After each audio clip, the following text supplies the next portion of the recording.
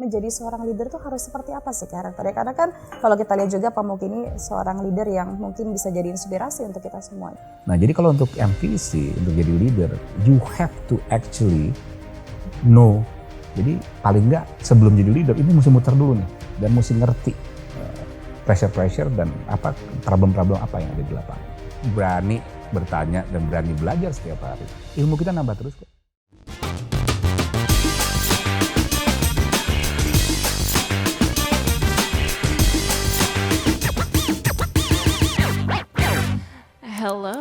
Halo teman-teman, apa kabar nih? Semoga kita semua dalam keadaan yang sehat ya. Dan juga pastinya senang sekali kali ini saya kembali berjumpa dengan teman-teman mungkin dimanapun Anda berada di podcast Pengalaman Sang Juara. Bersama dengan saya, Indah Novita. Kali ini kita kehadiran tamu yang spesial sekali karena kalau kita ngomongin soal jadwal beliau nih, itu susah banget.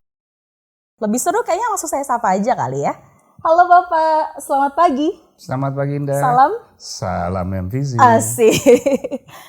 Tapi sebenarnya aku mau tanya dulu kabarnya bagaimana Bapak? Baik, alhamdulillah. Baik, alhamdulillah sehat. Keluarga gimana kabarnya? Juga baik. Alhamdulillah. Tapi sebelum nanti saya akan banyak sekali pertanyaan yang saya mau tanya juga sama Bapak. Kita boleh nggak sih Pak main games dulu? Oke. Boleh ya? Boleh. Ini gamesnya gampang banget. Ini seputar tentang hobi Bapak apa, kesukaannya apa. Tapi caranya Bapak nggak boleh mikir lama-lama. Oke. Mikirnya harus cepat 1 atau 2 detik lah kira-kira. Cukup ya? Yep. Oke, udah siap? Siap. Langsung aja untuk pertanyaan yang pertama. Golf apa basket? Golf dong. Kerja cerdas apa kerja keras? Harus dua-duanya. Harus dua-duanya? Keras tapi cerdas. Asik. Nah ini seru nih Pak. Rambo atau Wiro Sableng? Rambo kayaknya. Kenapa pilihnya Rambo? Zaman Wiro Sableng saya nggak di Indonesia. Jadi belum pernah nonton filmnya? Tahu tapi nggak pernah nonton. Belum penonton. Terus tadi Bapak sempat bilang hobinya golf nih. Iya. Emang sering ya Pak main golf? Sering. Sering? Suka banget dong ya? Suka banget. Kerja cerdas atau kerja keras? Jawabannya dua-duanya. Ya. Karena kalau nggak cerdas, gak mungkin jadi kerja yang keras juga dong Pak ya? Karena kalau kita kerja keras aja tanpa kecerdasan, ya, sama aja nabrak tembok gitu nanti. Sama aja kehilangan arah dong, nggak tahu nih mau kemana ya. Oke, langsung aja. Ini mungkin kayak kita semua penasaran nih. Bapak, sosok dari seorang Muki Hamami ini siapa sih yang nggak tahu? Mungkin kita tahu dari pengalaman Bapak, karirnya seperti apa. Tapi sebagian dari kita kayak nggak tahu nih, masa kecil Bapak tuh kayak gimana? Boleh dong ceritain dari TK, SD, SMP, atau mungkin sampai sekarang nih, sosoknya seperti apa sih? Kalau dari TK SD ya makanya. Waktu kecilnya saya anak Tebet. Jadi saya dipanggilnya Mat Tebet kalau di rumah dulu. Karena teman-teman main saya ya orang-orang kampung Tebet. Gitu. Jadi karena ayah saya itu orang angkatan ya. Dan beliau kan sangat lurus-lurus aja. Walaupun udah kolonel tapi nggak ada duitnya waktu itu kan. Jadi kita hidup waktu itu cukup pas-pasan lah ya. Nggak dibilang miskin tapi pas-pasan lah ya. Jadi ibu saya tuh harus bikin roti, harus bikin es mambo. Jadi kita kalau pagi udah tahu tuh, bangun pagi hati-hati kalau mandi karena ibu saya lagi taruh rotinya tuh. Kan zaman dulu tuh roti taruh di kamar mandi biar ngembang. Betul. Ya kan? Jadi jangan sampai kering nih kalau kena air pasti rotinya jadi nggak jadi. Jadi pagi saya dengan kakak saya yang 2 perempuan tuh kita pagi udah ikut bantu ibu ya. Selanjutnya saya penasaran juga, mungkin kalau di zaman beberapa tahun yang lalu lah kalau kita bahas, Bapak pernah nggak sih nonton film Sidul Anak Sekolahan? Ya, benar. Nah, itu pada saat itu saya lihat ada beberapa cuplikannya. Sidul ini kan seorang insinyur yang bekerja juga di Trakindo. Sebenarnya ceritanya itu gimana sih Pak? Jadi ceritanya kan si Dul itu waktu itu saya udah balik, saya udah kerja di grup ini. Jadi si Dul itu kan jalan ceritanya dia orang Betawi susah yang sedang berjuang untuk dapat title. Dan untuk orang-orang zaman dulu, orang baheula gitu kan, untuk insinyur tuh title yang sangat tinggi sekali gitu. Nah jadi kayaknya, itu penjaman Pak Harto tuh ya, kayaknya Pak Harto nonton juga. Jadi Pak Harto bilang ke Pak Habibie, waktu itu Pak Habibie bukan wakil presiden, masih jadi menteri Research and Technology kayaknya. Dan beliau punya yang namanya Dirgantara di Bandung gitu. Jadi dia bisikin ke Pak Habibie, tuh si Dul suruh kerja aja di Bandung di Dirgantara. Nah jadi kayaknya dipanggil si Rano Karno itu. Tapi Rano Karno itu kan juga Anda tahu bahwa kalau syuting itu kan bisa gagal, bisa salah, harus Betul, ada bolak-balik. beberapa kali retake. Jadi dia waktu itu agak ketakutan karena kalau di Bandung salah dia mesti mahal lagi tuh bolak-baliknya. Nah zaman itu kan belum ada tuh yang jalan tol gitu, jadi agak lama lah 3,5 jam. Nah karena saya kenal si Rano Karno itu dari kecil, waktu zaman kita masih anak-anak pitik, dia datang ketemu saya gitu. Dan dia bilang bahwa bos, gue diminta gini, cuman ini bakalan mahal nih ongkosnya karena bolak-baliknya mahal. Kalau gue berpikir ya, mendingan aneh kerja di Trakindo aja, kata dia gitu. Kan ente Betawi, kita Betawi. Sama-sama Betawi. Kita mesti angkat harkat Betawi. Boleh nggak gue di Trakindo? Saya bilang boleh aja gitu. Kamu ditanya lagi, kalau dipanggil Pak Harto lu berani nggak? Zaman itu Pak Harto ditakutin. Saya bilang ya berani aja, kita sama-sama Betawi yuk gitu loh. Ngomongin lagi soal kedua orang tua. Mungkin kalau saya tuh agak sensitif sebenarnya sih Pak kalau ngomongin soal family. Karena apa ya? Kedua orang tua, keluarga besar yang support kita sampai bisa berdiri sampai sekarang ini suatu hal yang bisa dibilang mukjizat ya dari Tuhan. Karena kalau nggak ada support dari mereka kayaknya kita juga nggak akan bisa sebesar ini gitu. Begitupun dengan Bapak Muki. Mungkin masih ingat nggak sih Pak kira-kira nasihat dari kedua orang tua terutama dari almarhum Pak Med Hamami? Masih ada yang diingat nggak sih? Kalau kita benar-benar pikirkan yang namanya satu keluarga itu bisa beda-beda. Karena namanya karakter itu kayaknya lahirnya udah keluar karakter orang itu sendiri. Nah tinggal sebagai orang tua gimana cara ngejaga anak-anaknya dan membimbing anak-anaknya ke arah yang benar ya. Jadi kalau ibu saya itu dari kecil seingat saya selalu pokoknya bilang jangan lupa keluarga. Ya, you have to be close to your family gitu. Kalau ayah saya orangnya cuek dan diem gitu. Ayah saya ada satu yang saya bilang saya hormati, dia tidak pernah marahin saya depan orang. Kalau saya tahu dia nggak setuju, tapi dia akan pernah marahin saya depan orang. Dia hanya akan panggil saya, kita berdua, dia akan bicara baik-baik. Dan dia tidak pernah menganulir apa yang saya lakukan. Walaupun katanya menurut dia itu salah, ya udah. Tapi dia cuma kasih tahu, menurut saya gini loh, jangan lakuin gini. Gitu. Tapi diterusin tuh. Sambil karena saya jadi mikir-mikir, ntar kalau salah kena nih gitu. Nah, syukur alhamdulillah sih sampai beliau meninggal, ya nggak ada yang blunder-blunder yang aneh gitu ya. Cuma ada satu yang selalu dia bilang, always chew what you can digest. Ya. You hanya ngunyah apa yang you bisa telan. Nah, inilah yang menurut saya sekarang nih setelah hampir 32 tahun udah di grup ini, itu kata-kata yang selalu saya pegang. Dan setiap kali ada kesalahan, saya pikir benar juga ayah saya. Karena kita kadang-kadang lagi enak-enaknya, market lagi bagus segala, kita ada grit kita mulai keluar nih. Keserakahan kita mau keluar dan kita mau lebih cepat dan mau lebih besar. Betul. Dan ternyata waktu marketnya berganti, disitulah yang ayah saya punya bilang, jangan ngunyah kebanyakan, ngunyah yang bisa cerna. Ternyata saya kunyah kebanyakan karena takut ketinggalan kereta. Pas marketnya berganti, sakit perut kita. Jadi boom. Iya. Yang kedua ya adalah cara hidup beliau. Beliau tuh orangnya yang sangat konsisten di hidup. A, B, jangan ada tengah-tengah. Dan selalu dia bilang never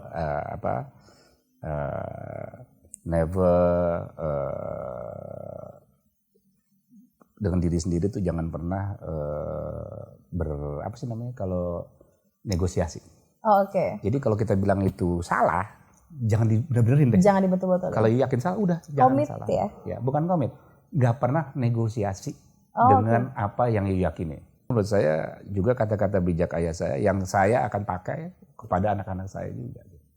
Itu yang diajarkan sama anak-anak sampai sekarang. Dan jadi fondasi hidup untuk Bapak ataupun karir ya. Jadi nggak usah jadi gede pun, tapi yang penting kita tahu itu yang jalan paling benar, ya udah.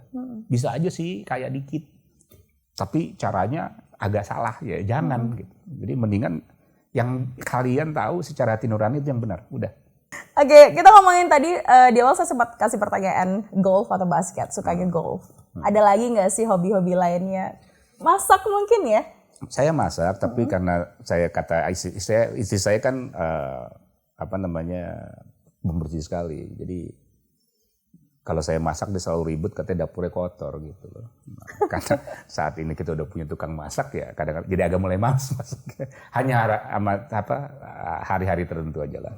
Saya Kalau kadang-kadang lagi kalau masak. lagi mood ya mau masak, lagi- masak. Ya, zaman COVID kadang nggak ngapa-ngapain, ngelihat YouTube, mulai lagi masak lagi. Ada lagi nggak sih hobinya selain masak, golf, apa lagi Saya tuh? hobi saya lebih ke apa namanya traveling lah ya. Traveling. Ya, eh, karena kita ini entrepreneur ya. Waktu traveling the world itu mata sambil ngeliat-ngeliat nih. Ada apa nih gitu loh. Dan menurut saya hampir semua tempat yang saya kunjungi baliknya saya sambil mikir gitu. Harusnya di Indonesia kita bikin gini nih bisa lumayan nih gitu. Nah, jadi itu yang bikin traveling saya jadi lebih mengesankan dan Berwarna. makin tahu kalau lagi traveling itu nggak cuma lihat pemandangannya sambil nyium-nyium di negara ini ada apa ya gitu loh. Dan itu menjadi kebiasaan. So. Nah kira-kira ada lagi nggak sih harapan yang belum kesampaian sampai sekarang? Banyak sih Mas Hera. Akan tetapi yang saya bilang tadi, tanpa sadar udah gila ya, tua juga kita ya gitu loh. Dan menurut saya, apalagi sekarang kalau menurut saya, bisnis itu sudah bergerak dengan online, dengan ini banyak yang bergerak. Dan menurut saya orang-orang dinosaurus kayak saya ini udah mulai mesti hati-hati. Karena kalau berbisnis itu Anda harus ngerti marketnya maunya apa sih gitu. Nah sekarang kalau kita lihat makanan ya, bisnis makanan aja. Yang disukai anak-anak ini belum tentu yang saya suka. Gitu, Betul. ya kan? Jadi kalau ditanya apalagi, saya cuman bilang saya selalu pengen di Indonesia ini dengan orangnya yang 275 juta, bentar lagi 300 juta. Menurut saya bisnis yang paling gak ada matinya itu bisnis makanan. Gitu. Karena itu kebutuhan sehari-hari. Iya pasti makan Orang kan butuh sehari-hari. Cuman saya juga mesti jujur. Saya ini ngerti apa soal makanan? Nggak ngerti juga. Ngertinya makannya. Belakangnya nggak terlalu ngerti. Nah kebetulan memang secara grup kita ada bisnis makanan ya. Tapi masih terlalu muda. Tapi menurut saya, kebetulan saya nggak pegang, yang pegang kakak saya. Nah jadi makanya saya kesininya nih nantinya, saya mungkin lagi mau bantuin kakak saya di bisnis makanan. Karena menurut saya that is the future kalau mau. Itu dan saya dari dulu pengen banget tapi nggak ngerti juga gitu. Nah jadi plus yang saya bilang tadi, anak-anak saya atau ponakan-ponakan saya mungkin banyak yang lebih ngerti karena mereka masih umur-umur segini dan mungkin punya ide-ide nanti yang buat saya malah saya belajar dari ponakan-ponakan atau dari anak saya. Leader itu punya karakter yang mungkin dari beberapa opini orang itu berbeda-beda. Ya. Tapi kalau dari kacamata Bapak sendiri nih, menjadi seorang leader itu harus seperti apa sih karakternya? Karena kan kalau kita lihat juga Pak Muki ini seorang leader yang mungkin bisa jadi inspirasi untuk kita semuanya. Yang saya bilang, kalau untuk leadership, I have to say my father is the champion. Right? Karena yang saya bilang tadi, bahwa beliau itu sangat konsisten. Right? Dan saya lihat-lihat memang ujungnya kalau jadi leader, you kan yang di depan, you dilihat semua orang. Then you have to show what is good in life or what is good for the company. Jadi kalau jadi leader yang harus kita benar-benar pegang adalah kalau you are the leader, show the quality that you are a really good leader. Dengan memberikan sehari-hari bahwa you lead cara yang benar, cara yang baik, cara yang berguna gitu. Itu di depannya dulu. Nah, di belakangnya adalah good leader itu adalah leader yang tahu gimana mengisi kekosongan-kekosongannya dia. Saya contoh ya. Saya ini kalau dibilang saya ini entrepreneur sejati lah hitungannya. Jadi kalau lihat nyium-nyium, wah ini enak nih, kita coba. Tapi saya tahu kelemahan saya. Saya bukan orang yang doyan ngulek-ngulek angkanya, ngulek-ngulek nih apa gitu. Jadi I have to be surrounded sama orang-orang yang kayak gitu. Jadi kiri kanan saya, misalnya kan saya orang sospol nih, anak IPS nih. Orang-orang saya anak IPA. Karena orang IPA itu kan rata-rata tuh doyan nyate, doyan bikin ini segala dan rapi gitu. Jadi jangan kasih anak buah saya semuanya yang kelakuannya kayak saya. Kalau itu salahnya leader yang lain, dia orangnya kayak gitu, sekelilingnya juga orang kayak gitu. Nggak bisa maju kalau menurut saya. Kalau leader yang bagus, have to surround yourself with something yang you paling lemahnya di mana? Tuh, kiri kanannya. Then because of that, you can be a better leader. Ya. Dan anak buah ngelihatnya you complete. Padahal sebetulnya nggak adalah orang sempurna. Iya, betul. Tapi paling nggak you mesti bawakan bahwa I'm a complete leader. Padahal sebetulnya juga gara-gara bantuan bawah-bawahnya. Nah, dan juga yang ketiga sebagai leader, you have to actually rangkul anak buah. Karena whatever you achieve bukan you sendiri. You kan cuma leader aja, tanda tangan doang di atas kan, kasih direction kan. Ya jadi kalau kita main musik itu kan, dia cuma gini-gini konduktornya aja. Nah yang mainnya siapa ya? Yang mainnya di bawah. Dan you have to rangkul. Kalau dia salah main, pasti whatever you try to do pasti salah gitu. Dan you have to rangkul. Nah lagi-lagi di sini, rangkul pun juga jangan salah-salah. Rangkul tetap sebagai leader. Kapan ngerangkul, kapan ngecentil, itu mesti belajar dan mesti dibikin secara adil dan bijaksana. Paling tidak di grup kita kan ada yang namanya I-Cepat macam-macam ya. Itu benar-benar itu menjadikan Anda sebagai good leader. Di I-Cepat itunya Anda semuanya aman nggak gitu? Karena kalau nggak aman susah. Anak boleh, bos katanya tepat waktu, bos datangnya jam 10 terus gitu. Tapi boleh nggak sih aku bilang, Pak Muki ini kalau aku lihat karakter seorang leader yang kayaknya nggak galak deh. Ya, saya ada satu mungkin nggak tahu, mesti anak buah yang ngasih tahu ya. Ada satu tapi yang mungkin kali nggak tahu anak buahnya bilangnya. Saya dari kecil orangnya nggak dendaman. Right? Bukan dibilang ya mana ada yang berani Pak Muki. No, there's a lot of things happen. Right? Cuman kalau something goes wrong, daripada saya bilang ini orang sialan. Saya jadi bilang kok bisa ya dia gitu. Saya malah balik semuanya. Right? Jadi kalau ada something yang goes wrong, bukannya saya salahin tuh orang, saya malah balik kenapa dia bisa gitu ya. Jadi saya menyalahkan diri sendiri, kenapa dia bisa gitu? Jangan-jangan saya yang salah nih. Oh oke. Jadi tapi yang saya bilang tadi, dulunya kan gitu ya.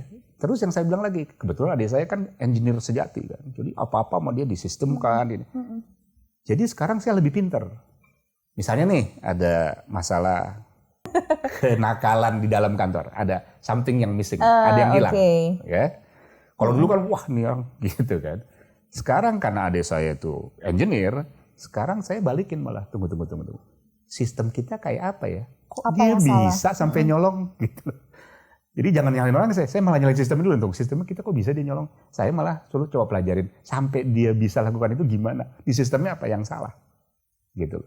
Nah, satu itu bikin kita lebih kuat lagi karena kita bisa mempelajari. Kedua ada satu, itu juga membuat kita lebih ikhlas, ya udahlah. Tapi jangan lagi ya. Gimana caranya? Sistemnya dibenerin dong. Gitu.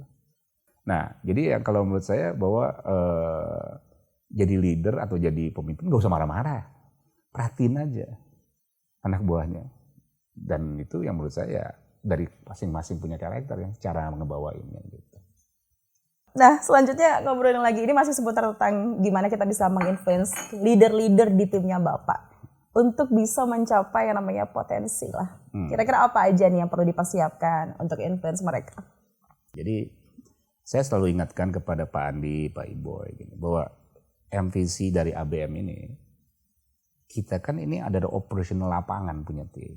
Jadi saya bilang, leader-leader kita jangan taruh Jakarta di head office dong. They have to learn there. Nah, jadi yang saya bilang tadi, dengan dia ada di dalam operation, di site semua, dan dia punya pemikiran akan berbeda. Kalau dia head office itu paling enak nyalain orang. Woi, nggak benar. Ya, you nggak kena hujan lagi 24 jam gitu kan. Nah ini saya bilang, tapi kalau you udah pernah di sana, udah ngalamin pahit manisnya, lapangannya kayak apa, diganggu sama masyarakat kayak apa, misalnya ada gangguan masyarakat, then you know there are certain thing that they will make decision based on what. Gak semua orang duduk di AC, wait kita harus bikinin, enggak, karena ini ada pressure di lapangan yang kita nggak tahu. Nah jadi kalau untuk MVC, untuk jadi leader, you have to actually know what the company is doing. Jadi paling nggak sebelum jadi leader ini mesti muter dulu nih dan mesti ngerti pressure dan apa problem-problem apa yang ada di lapangan. Nah makanya saya kalau ngelihat adalah top manajemen saya, kalau dia itu baik, berbagi ilmu, whatever. Saya agak suka karena berarti nih ilmunya nih anak bagus gitu loh. Ini orang bagus karena dia berani kasih. Nah kalau yang ada yang gini-gini terus, ini sih berat nih. Karena kenapa? Ilmu dia pas-pasan. Udah mentok di situ Dia aja. takut anak muda ini malah jadi lebih jago dari dia. Gitu. Lanjut lagi ya, boleh ya. Balik lagi masih tentang seorang leader. Tipsnya dong Pak, gimana sih caranya untuk memilih seorang leader? Memilih seorang leader. Ya itu saya bilang, kan kriterianya ada. Yang namanya semua company kan semua ada kriterianya. Ujung-ujungnya adalah, kan you have your feeling. Ini ada feelingnya juga. Dari semua kriteria, semua A atau 9 atau 10. Then you need to really think about certain criteria yang diperlukan untuk posisi itu loh. Ngerti nggak? Karena saya nggak pernah ngerasa, saya punya perusahaan sekarang 30 something kali ya gitu. Tapi leadernya ini sama leader PT ini belum tentu sama. Karena keperluannya untuk ini gitu loh. Dan untuk ini karakter orangnya dan cara membawakannya mesti agak sedikit beda dengan yang ini gitu. Nah, jadi kalau dibilang kriteria memilih leader, ya itu trait yang kita ada di dalam grup paling nggak harus katam dulu ya. Jadi traits mengenai filosofi hidup company ini itu mesti paham dulu. Dari situ baru ada yang expectornya ini. Nah, expector ini apakah orang ini cocok untuk perusahaan yang ini atau departemen yang ini. Nah, itu di satu company-nya departemennya mungkin ada finance, ada marketing. Dengan berbeda. Ini jangan sama nih. Si rem sama si gasnya jangan semua tukang gas mati kita, semua tukang rem nggak maju kita. Betul. Jadi ini mesti ada kriteria yang kita bilang then this leader is what, right? Soal bisnis sekarang ya, tadi sempat kita bahas di awal juga tentang bisnis itu kan pasti kita mengharapkan bisnis stabil. Tapi kayak kemarin nih Pak, contohnya ada COVID-19. So almost like 3 tahun ya? 2,5 tahun. Iya 2,5 tahun. Itu pasti ada dong ya, naik turun perkembangan bisnisnya. Gimana Bapak menghadapi dengan situasi yang seperti itu? COVID kemarin? Ya, mungkin kita bisa bahas COVID dulu. Jadi yang saya bilang tadi, yang namanya krisis itu macam-macam. Banyak yang nggak sadar, orang selalu bilang ya kalau di Indonesia ya, itu waktu masa yang bakar-bakaran Indonesia tuh, ya 2000 berapa ya? 19 ya? Belum 2000 ya? 1997. 97-98, right? Oh iya. 1998 waktu Pak Harto. Waktu Krismon ya? Reformasi waktu Pak Harto. Iya. Waktu Pak Harto jatuh. Itu ya kamu masih bayi kali ya. Enggak apa. Jadi waktu itu secara bisnis that was bad for Indonesia ya. Yes. Enggak cuman rupiah hancur-hancuran. Kalau buat Indonesia, karena di Indonesia kan kebanyakan klien kita waktu itu kan is Chinese ya. Jadi all our client hilang. Ada yang lari ke Singapura, ada yang lari ke Australia, ada yang lari ke Amerika gitu. Jadi kita mau nagihnya ke siapa nih? Karena bakar-bakaran hilang semua gitu. So 1998 was bad, ya kan? Took us about 3 years, 3 tahunan untuk balik lagi gitu. Temen yang saya bilang tadi, secara bisnis menyeluruhnya. Tapi hanya Indonesia problemnya waktu itu. Gitu. Sebetulnya ada lagi krisis 2008. Itu krisis dunia sebetulnya, right? Nah itu satu dunia bad. Semua Indonesia nggak ngerasain. Karena orang Indonesia nggak main saham luar negeri gitu. Jadi nggak ngerasain. Padahal itu hancur-hancuran. So krisis-krisis itu bisa kita lihat dari krisis apa sih nih? Karena bisa beda nih di company ini. Apa secara grup ngadepin. Cuman tetap adalah kalau di grup saya adalah dan kita semua ini yang saya bilang didikan orang tua kali ya. Ada ayah saya. Kalau ada krisis, the first thing that we need to think is orang-orang kita gimana?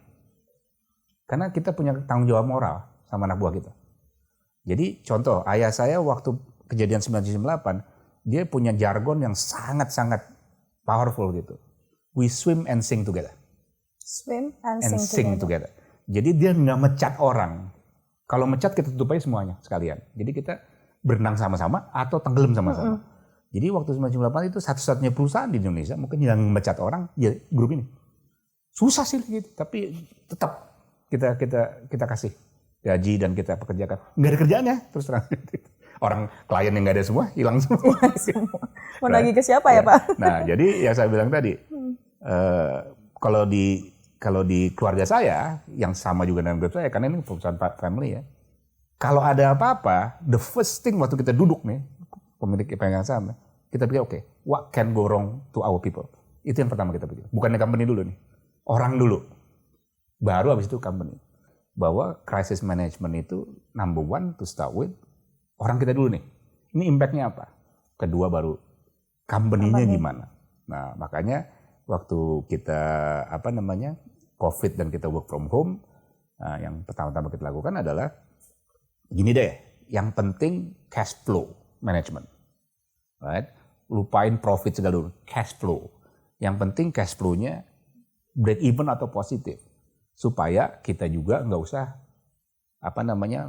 nyuntik-nyuntik dana kebanyakan juga. Karena kita nggak tahu nih COVID ini berapa lama waktu itu. Iya, kan? Gitu. Malah COVID ini buat saya dan buat kami sebagai pemilik ya, teach us a lot of things. Nah ini yang saya lagi sekarang pelan-pelan dengan direksi juga. Oke. Jangan kita ngomong 5 tahun dari sekarang. Ini company kita kalau mau kerja modelnya kayak apa sih? Model kayak kemarin ternyata work from home not bad loh. Gitu loh. Atau normal gitu. Nah ini yang saya bilang it's going to be a lot of discussion on this one, right? Ada plus minusnya. Work from home saya suka karena saya bisa ketemu teman-teman anak buah yang dulunya teman sekarang jadi anak buah yang udah 15 tahun gak ketemu, taunya dia ada di Manokwari kayak ada di mana. Nanti dia bilang udah botak loh gitu. Jadi Pak Muki udah gendut, gendut gitu. Jadi yang saya bilang tapi itu saya senangnya di situ. Dan yang saya suka Pak, meeting kita cepet. Setengah jam deh gitu. Kan kalau zaman dulu kita meeting katanya sejam atau 4 jam ngobrol sana sini, argue sana sini. Tapi kalau pakai online ternyata lebih gampang dan sehari bisa 6-7 meeting gampang gitu. Nah, itu makanya anak buah saya sih suka zaman itu karena dia bisa panggil saya meeting anytime. Untuk Pak Muki nih Pak, gimana caranya untuk terus memotivasi diri? Yep. Apa itu yang harus dilakuin? Yang saya bilang tadi, yang paling gampang dari depannya. Saya selalu pikir every day is a learning day. Okay? Saya diketawain sama anak saya. Anak saya yang paling kecil tuh selalu ngetawain saya. Zaman COVID nih kalau ingin meeting, saya nonton YouTube. Karena anak saya yang paling kecil dan semua jajaran teman dia dan ponakan-ponakan saya, semua kan mau jadi influencer. Cita-citanya sekarang. Then I have to understand. Nggak bilang enggak saya. Kenapa sih you mau jadi influencer? Nah sekarang jadi saya kan orang dagang. Gimana ya cara bikin duitnya? Now I understand. Jadi kalau anak saya mau jadi influencer, oke, gini loh caranya. I know how. I know how. Mungkin saya mesti rogoh kocek juga, tapi I know how. Untuk kalau dia mau jadi influencer, if she wants to be an influencer. Nah, jadi dengan everyday is learning day, then saya jadi lebih cair ya. Mau ngomong sama anak umur 18 tahun, 16. Sekarang saya lebih enak malah. Mau ngomong sama siapa gue ngerti. Iya, saya ngerti. Kenapa? Nonton di YouTube ada. Mau ngomong gosip apa? Ngerti. Siapa lagi pacaran siapa? Ngerti. Gosip terbaru tahu juga. Mau Lesti Kejora siapa? Saya ngerti karena nonton deh. I understand. Jadi enggak. Kalau dulu kita gini kan. Ibu tahu, itu tadi nanya Wiro Sableng. Saya nontonnya di YouTube Wiro Sableng. Okay. Tadinya nggak tahu siapa Wiro Sableng. Sampai gosip ya Pak. Saya mau bilang sama anak saya, kalau ini gini nih, zaman pas sekolah ada, I'll be the top student. Because I can learn everything. Tinggal di Google, tinggal dipencet aja. Iya betul. Iya kan? Cuman tahu nggak anak saya bilang, Papa, katanya, sama aja Pak. Papa nonton gitu. Teman kita yang nerdy nontonnya 4 kalinya. Jadi tetap aja, you average student kan. Jadi saya pikir, iya bener juga sih. Tapi yang saya bilang, anak-anak yang zaman sekarang nih, don't be surprised. Anak-anak yang generasi yang, nggak tahu lah sekarang Z, whatever. Karena tiap 5 tahun berganti-berganti. Cuman anak-anak yang sekarang ini, don't be surprised. Nanti masuk ke market di kerjaan punya market, they'll be very smart. Tapi ada satu. Apa tuh? Mereka nggak punya keahlian untuk berbicara kayak kita gini. Semuanya di kotak. Jadi kalau ngomong salah pun dia nggak peduli orang selama di kotak. Nah, jadi yang namanya interaksi orang itu sangat penting. Makanya saya bilang, I agree, I like work from home, tapi ada satu yang hilang, interaksi. Plus ada satu yang saya missing, baca body language.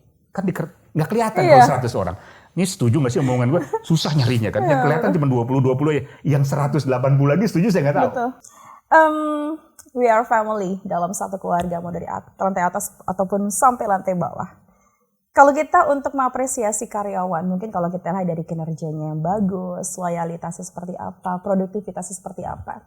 Kalau untuk Bapak sendiri gimana sih cara mengapresiasi karyawan yang mungkin bisa dibilang mereka seperti itu? Ya, jadi lagi, kan ini grup udah cukup besar ya. Agak susah buat kita bilang, oh yang ini gue suka nih, yang ini gue gak suka nih. Gitu. Jadi kita harus benar-benar berpegangan kepada sistem HR yang ada. Dan kita make sure sistem HR kita itu untuk yang seperti Indah tanyakan, itu fair buat semua orang. Nah jadi kita selalu bilang, we doesn't need to be that, tapi we have to be in the upper quartile. Jadi kalau satu Indonesia nih gini loh cara nggak ini, kita harus di upper quartile. Kita jangan mau yang paling atas, beliau juga kita sebagai owner. Tapi upper quartile. Jadi kita we actually one of the best in the market. Gitu. Akan ada yang lebih bagus dari kita, tapi satukan misalkan ini bukan secara grupnya. Podcast kita hari ini kan pengalaman sang juara. Jadi berkaitan dengan pertanyaan yang akan saya tanyakan lagi untuk Bapak. Leader dan karyawan juara yang seperti apa sih yang bisa dibilang tuh, oh itu leader yang juara, karyawan yang juara? Kalau leader yang juara itu adalah leader yang paling tidak semaksimal mungkin memakai dia punya kekuatan dan kehebatan dia. Dari otak, badan. Jadi kan ada orang yang pinter tapi males. Ada orang gak pinter tapi rajin. Oh iya, betul. Nah, how you actually fully utilize apa yang Tuhan berikan kepada Anda. Untuk menjadi juara, ya mesti suffer ya menjadi juara. Anda lihatlah pemain badminton, pemain suffer untuk jadi jago gitu kan. Itu aja udah latihannya 17 jam sehari, nggak juara-juara juga, kesian juga kan gitu kan. Tapi yang saya bilang paling enggak, that is your maximum capacity or capability. You udah coba, dah. Tinggal garis tangannya. Tinggal garis tangannya. Wow, saya sampai nggak bisa ngomong apa-apa lagi nih Pak. Bingung. Oke, so last question ya Pak. Aduh sebenarnya nggak pengen selesai sih Pak ngobrolnya, tapi boleh ya last question ya. Pesan-pesan dong Pak untuk seluruh karyawan MVC, apa tuh kira-kira? Untuk seluruh MVC ya. Jadi MVC, bahwa pesan-pesan saya adalah kita harus ingat di MVC ini kita harus menjadi yang terbaik. Terbaiknya gimana adalah kalau kita di MVC ini dari segi kontraktornya, you must make sure CK itu memberikan pelayanan service yang terbaik ya kepada pelanggan-pelanggannya dengan juga harga yang sangat kompetitif dan paling murah. Gitu. Kalau dari segi tambangnya, kita mesti make sure kita punya tambang itu ready untuk harga komoditi berapapun juga. Dan kita siap. Right? Kalau harga lagi kayak sekarang, ya tinggal metik aja. Pas harga jauh ke bawah, siap-siap punya tabungan buat supaya ini ngejaga. Right? Nah, jadi buat teman-teman MVC itu harus selalu peka mengenai harga komoditi. Kalau MVC ya. Karena ini ada hubungan dengan harga komoditi. Tapi kalau harga komoditi lagi naik, kelakuannya harus gimana? Waktu komoditi lagi turun, kelakuannya harus gimana? You ngerti konsepnya. Tinggal ganti atasnya. Tambang, batu bara, ganti aja sekarang. Kelapa sawit, konsepnya bisa sama semua. Nah ini Anda sedang kita kasih something that is very powerful. Dan dikasih sistem. Gitu. Nah itu kalau ada pelajari, yang saya bilang, Anda juara beneran. Di mata orang lain, Anda juara. Tinggal buka mulut aja, orang bilang gila ya bisa ngerti. Bukan apa-apa, orang dikasih sistemnya udah tinggal baca. Tinggal ngolah ngomongnya gimana. Nah itu jago-jago Anda lah sebagai pegawai. Atau sebagai orang yang dalam MVC. Iya. Tapi tadi Bapak bilang teman-teman dari MVC keren ya? Keren. Boleh kasih applause nggak sih? Aduh, dan rupanya kita sudah ada di penghujung acara. Saya nggak tahu nih harus ngucapin terima kasih berapa kali sama Bapak. Terima kasih yang pertama sudah hadir, sudah berbagi cerita, sudah kasih ilmu yang banyak untuk kita. Buat Pak Iboy juga di sini. Dan yang Terima pasti kasih dikasih kesempatan. iya. Terus terang aja sudah lama banget ya, Boy. Iya, makanya itu baru ini nih. Semoga nanti ada kesempatan lagi bisa ngobrol lagi ya Pak ya. Iya, kebetulan waktunya. Oke. Kalau yang kemarin ada sedikit. Ya luar biasa, tadi kita sudah ngobrol dengan Bapak yang memang ternyata Bapak ini bisa menjadi seorang inspirasi untuk kita. Dan ternyata pengalaman hidupnya ini yang bisa bikin kita ternyata dari tidak mungkin ternyata bisa jadi mungkin. Yang saya suka adalah kita berusaha, berjuang, dan kita serahkan dengan takdir kita. Garis tangan, that's the point. Gimana ya Pak, saya benar-benar nggak bisa ngomong nih. Bapak terima kasih banyak. Terima kasih. Yang pastinya salam untuk keluarga. Terima kasih. Sehat selalu, terima kasih. Dan insya Allah kita semoga bisa ketemu lagi. Kita mau sapa dulu teman-teman. Terima kasih banyak udah nonton podcast kita. Salam MVC. Salam MVC di hari ini. Semoga nanti ada kesempatan lagi dan tetap bersama dengan saya Novita di podcast selanjutnya tetap di Pengalaman Sang Juara. Terima kasih. Salam sehat selalu.